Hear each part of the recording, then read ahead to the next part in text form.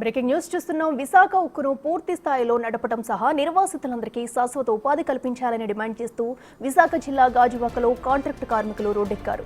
1326 రోజులుగా కేంద్ర ప్రభుత్వానికి వ్యతిరేకంగా నిరసన దీక్షలు సాగుతున్నాయి.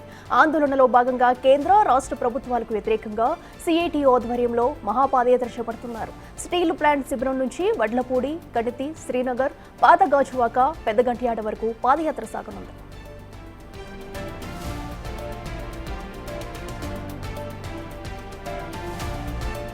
దీంతో పాటు ప్లాంట్కు కావాల్సిన ముడిసరుకు ఇవ్వాలని కార్మికులు డిమాండ్ చేస్తున్నారు. కూటమి వల్లే మోడీ ప్రభుత్వం నడుస్తుందని, ఇచ్చిన హామీని రాష్ట్ర ప్రభుత్వం నిలబెట్టుకోవాలని కాంట్రాక్టు కార్మికులు డిమాండ్ చేస్తున్నారు.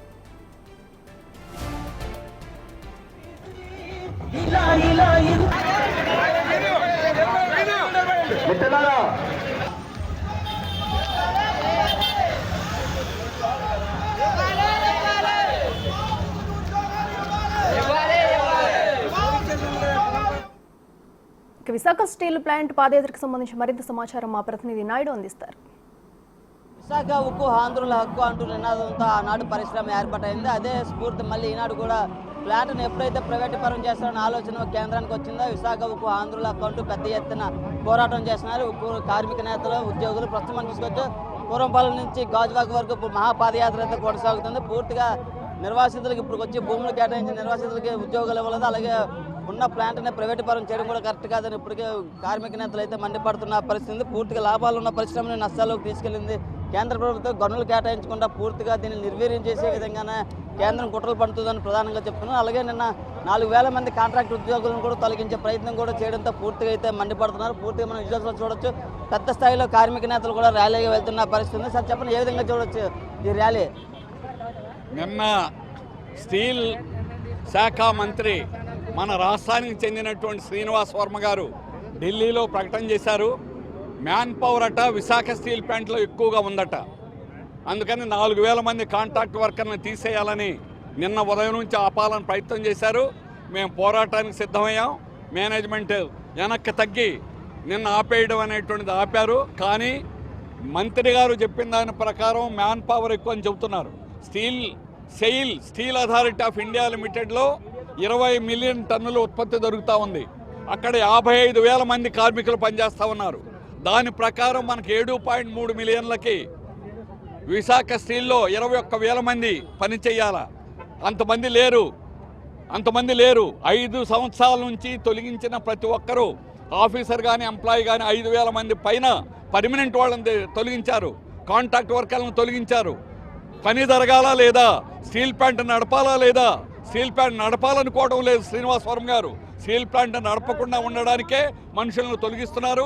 కాంట్రాక్ట్ వర్కర్ ఈరోజు ప్లాంట్లో ఉత్పత్తి దొరుకుతున్నదంటే కాంట్రాక్ట్ వర్కర్సే. ఇది మేము చెప్పడం కాదు, హెచ్ఓడీలు చెప్పారు సిఎండితో. ప్లాంట్ నడవదండి కాంట్రాక్ట్ వర్కర్లు ఆపితే అని. నడవకపోయింది కానీ నువ్వు తీసేయి అని ఢిల్లీ నుంచి వచ్చినటువంటి స్టీల్ జాయింట్ సెక్రటరీ రాయ్ గారు మీటింగ్లో మాట్లాడడం జరిగింది. కావాలని ఈరోజు స్టీల్ ప్లాంట్ను పడుకోబెట్టాలని, ఉత్పత్తి చేయకుండా నష్టాలు తీసుకురావాలని కావాలని ఈరోజు బీజేపీ కేంద్ర ప్రభుత్వం కుట్రిది. అందుకనే ఈరోజు మ్యాన్ పవర్ని ఆపాలని చెబుతున్నారు. కాంట్రాక్ట్ వర్కర్ని ఆపేటువంటి శక్తి ఎవరికీ లేదు. కాంట్రాక్ట్ వర్కర్ని ఆపితే ఈరోజు ఈ ప్రభుత్వం దానికి సరైనటువంటి గుణపాఠం చెబుతాం. మా పోరాటాన్ని మరింత ఉధృతం చేస్తాం. అంతేగాని నీ ఇష్టం వచ్చినట్టుగా నిర్ణయాలు చేయడం సాధ్యం కాదు.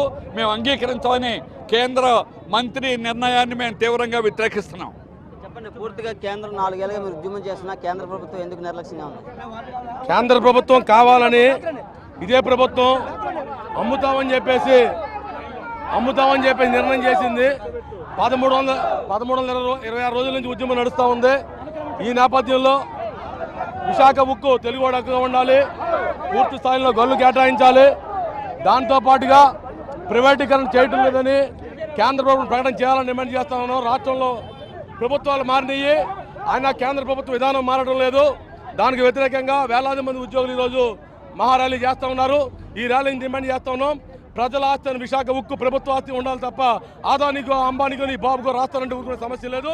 నిర్వాసితులు భూములు ఇచ్చింది, ఉద్యోగాలు వస్తాయని వాళ్ళ సగం మంది ఉద్యోగాలు రాలేదు. ఉన్న ఉద్యోగాలు పీకేస్తానంటే వాళ్ళ తొలగొచ్చే కబడ్దారని చెప్పి చేస్తా ఉన్నాం. స్టీల్ ప్లాంట్లో కాంట్రాక్ట్ కార్మికులు నిర్వాసితులు 30 సంవత్సరాల నుంచి పనిచేస్తున్నాం. రాత్రి కేంద్ర ప్రభుత్వ కమిటీ అని మొత్తం 4000 మందిని తొలగించడం జరిగింది. ఈ 4000 మందిని ఎందుకు తొలగించమని అడిగితే వెంటనే మళ్ళీ పనిలో పెట్టుకుంటున్నారు. ఈ పనిలో పెట్టుకున్న తర్వాత మీకు వేరే కలర్ పాస్ ఇప్పిస్తానంటున్నారు తప్ప సేమ్ కలర్ పాస్ ఇవ్వట్లేదు.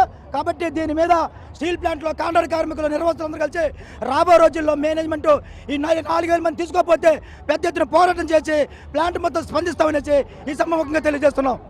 ఇది పూర్తిగా చూడొచ్చు. ప్రధానంగా అయితే ర్యాలీ పెద్ద ఎత్తున వెళ్తున్న పరిస్థితి. ఇప్పటికైనా కేంద్ర ప్రభుత్వం తన నిర్ణయాన్ని మార్చుకోవాలి. లేని పక్షంలో కాంట్రాక్ట్ కార్మికులు ఉద్యోగులు పెద్ద ఎత్తున ఎగిసిపడతామని, అలాగే మా పోరాటం 4 ఏళ్లుగా చేసిన కేంద్రానికి చిన్న చూప అంటూ వీళ్ళైతే మండిపడుతున్న పరిస్థితి.